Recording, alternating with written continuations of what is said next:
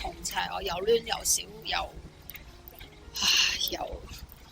之前又脫髮脫得好犀利咁啊！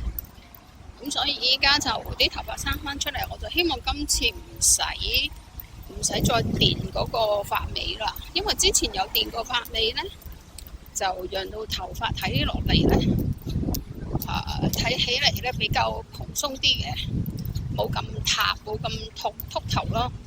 咁但係因為依家都生咗好多頭髮出嚟，我就希望可以唔使電個髮根嗰個位，唔係髮尾，講錯咗係髮根。咁不過都要睇髮型師點樣講啦。咁到時先至決定。咁但係我就想再電直佢咯，因為太亂啦，個頭髮太亂啦。咁一亂咧就亂，一亂咧就好周身唔聚財嘅。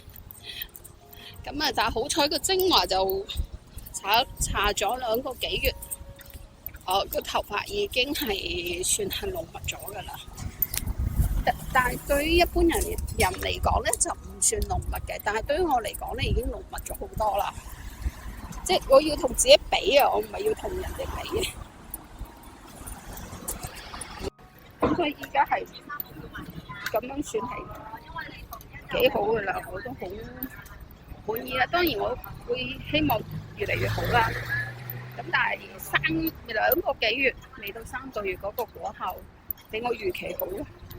咁所以我就鼓勵，如果你同我一樣有頭髮問題嘅女士咧，真係盡早去用精華，讓到頭髮唔好去得咁差咯。咁可以遇到一隻產品，真係一隻精華可以幫到手嘅，咁盡快用咯，唔好拖咯。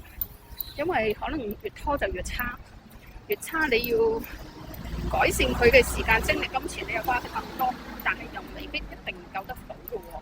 因為都唔係仙丹，係咪先？都唔係藥，即係佢提供草本嘅精華營養俾個頭髮髮根，咁可以讓到頭髮健康啲。